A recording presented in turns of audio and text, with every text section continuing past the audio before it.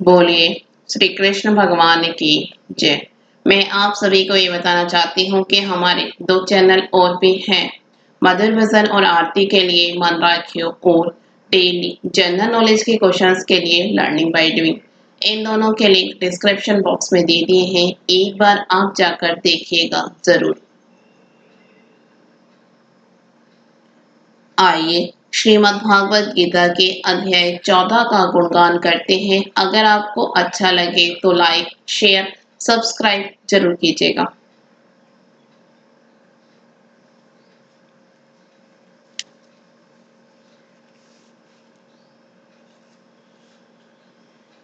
उसके उपरांत श्री कृष्ण भगवान बोले, हे अर्जुन, ज्ञानों में भी अति उत्तम परम ज्ञान को मैं फिर भी तेरे लिए कहूंगा कि जिसको जानकर सब मुनिजन इस संसार से मुक्त होकर परम सिद्धि को प्राप्त हो गए हैं। हे अर्जुन, इस ज्ञान को आश्रय करके अर्थात धारण करके मेरे स्वरूप को प्राप्त हुए पुरुष सृष्टि के आदि में पुनः उत्पन्न नहीं होते हैं और प्रलय काल में भी व्याकुल नहीं होते हैं, क्योंकि उनकी दृष्टि में मुझ वासुदेव से भिन्न कोई वस्तु है ही नहीं। हे अर्जुन, मेरी महत ब्रह्मारूप प्रकृति अर्थात त्रिगुणमयी माया संपूर्ण भूतों की योनि है अर्थात गर्भाधान का स्थान है और मैं उस योनि में चेतन रूप बीज को स्थापन करता हूँ। उस जड़ चेतन के संयोग से सब भूतों की उत्पत्ति होती है। हे अर्जुन, नाना प्रकार की सब योनियों में जितनी मूर्तियां अर्थात शरीर उत्पन्न होते हैं, उन सब की त्रिगुणमयी माया को गर्भ को धारण करने वाली माता है और मैं बीज को स्थापन करने वाला पिता हूँ। हे अर्जुन, सत्व गुण रजोगुण और तमोगुण ऐसे यह प्रकृति से उत्पन्न हुए तीनों गुण इस अविनाशी जीवात्मा को शरीर में बांधते हैं। हे निष्पाप, उन तीनों गुणों में प्रकाश करने वाला निर्विकार सत्व गुण तो निर्मल होने के कारण सुख की आसक्ति से और ज्ञान की आसक्ति से अर्थात ज्ञान के अभिमान से बांधता है। हे अर्जुन, राग रूप रजोगुण को कामना और आसक्ति से उत्पन्न हुआ जान वह इस जीवात्मा को कर्मों की और उनके फल की आसक्ति से बांधता है। और हे अर्जुन, सर्वदेहाभिमानियों के मोहने वाले तमोगुण को अज्ञान से उत्पन्न हुआ जान वह इस जीवात्मा को प्रमाद आलस्य और निद्रा के द्वारा बांधता है। क्योंकि हे अर्जुन, सत्वगुण सुख में लगता है और रजोगुण कर्म में लगता है तथा तमोगुण तो ज्ञान को आच्छादन करके अर्थात ढक के प्रमाद में भी लगता है। और हे अर्जुन, रजोगुण और तमोगुण को दबाकर सत्वगुण होता है अर्थात बढ़ता है तथा रजोगुण और सत्व गुण को दबाकर तमोगुण बढ़ता है। वैसे ही तमोगुण और सत्व गुण को दबाकर रजोगुण बढ़ता है। इसलिए जिस काल में इस देह में तथा अंतःकरण और इंद्रियों में चेतनता और बोध शक्ति उत्पन्न होती है, उस काल में ऐसा जानना चाहिए कि सत्व गुण बढ़ा है। और हे अर्जुन, रजोगुण के बढ़ने पर लोभ और प्रवृत्ति अर्थात सांसारिक चेष्टा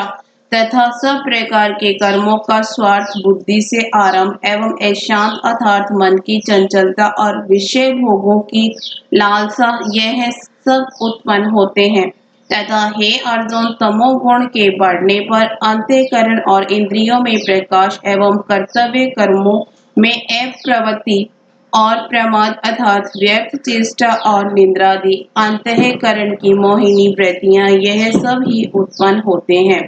हे अर्जुन, जब यह जीवात्मा सत्व गुण की वृद्धि में मृत्यु को प्राप्त होता है, तब तो उत्तम कर्म करने वालों के मल रहित अर्थात दिव्य स्वर्गादि लोकों को प्राप्त होता है। रजोगुण के बढ़ने पर अर्थात जिस काल में रजोगुण बढ़ता है, उस काल में मृत्यु को प्राप्त होकर कर्मों की आसक्ति वाले मनुष्य में उत्पन्न होता है तथा तमोगुण के बढ़ने पर मरा हुआ पुरुष कीट पशु आदि मूढ़ योनियों में उत्पन्न होता है। क्योंकि सात्विक कर्म का तो सात्विक अर्थात सुख ज्ञान और वैराग्य निर्मल फल कहा है और राजस कर्म का फल दुख और तामस कर्म का फल अज्ञान कहाँ है। सत्वगुण से ज्ञान उत्पन्न होता है और रजोगुण से निसंदेह लोभ उत्पन्न होता है तथा तमोगुण से प्रमाद और मोह उत्पन्न होता है और अज्ञान भी होता है। इसलिए सत्व गुण में स्थित हुए पुरुष स्वर्गादि उच्च लोकों को जाते हैं और रजोगुण में स्थित राजस पुरुष मध्य में अर्थात मनुष्य लोक में ही रहते हैं एवं तमोगुण की कार्य रूप निद्रा प्रमाद और आलस्यादि में स्थित हुए तामस पुरुष अधोगति को अर्थात कीट पुरुष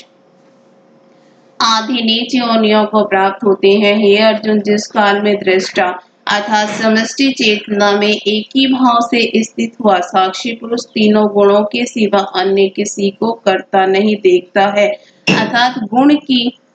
गुणों में वर्तते हैं ऐसा देखता है और तीनों गुणों से अति परे सच्चिदानंद घन स्वरूप मुझ परमात्मा को तत्व से जानता है। उस काल में वह पुरुष मेरे स्वरूप को प्राप्त होता है तथा यह पुरुष इन स्थूल शरीर की उत्पत्ति के कारण तीनों गुणों को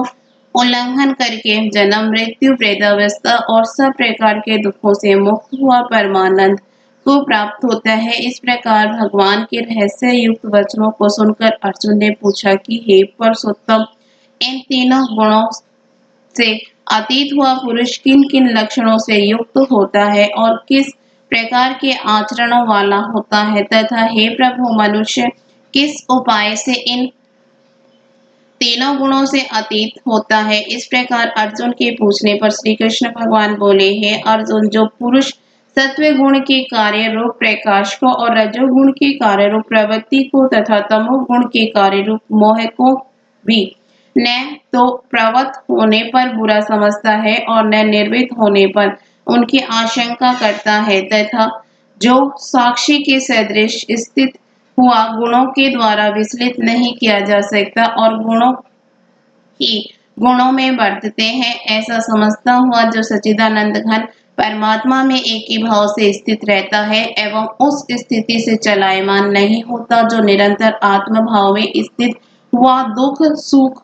को समान समझने वाला है तथा मिट्टी पत्थर और स्वर्ण में समान भाव वाला और धैर्यवान है तथा जो प्रिय और अप्रिय को बराबर समझता है और अपनी निंदा स्तुति में भी समान भाव वाला है तथा जो मान और अपमान में सम है एवं मित्र और वैरी के पक्ष में भी सम है, वह संपूर्ण आरंभों में कर्तापन के अभिमान से रहित हुआ पुरुष गुणातीत कहा जाता है और जो पुरुष अव्यभिचारी भक्ति रूप योग के द्वारा मेरे को निरंतर भजता है वह इन तीनों गुणों को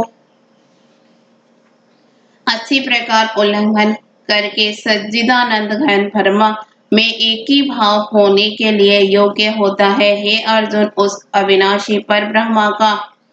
और अमृत का तथा नित्य धर्म का और अखंड एक रस आनंद का मैं ही आश्रय हूँ अर्थात उपयुक्त ब्रह्मा अमृत अव्यय और शाश्वत धर्म तथा एकांतिक सुख यह सब मेरे ही नाम है, इसलिए इनका मैं परम आश्रय हूँ। बोलिए श्री कृष्ण भगवान की जय।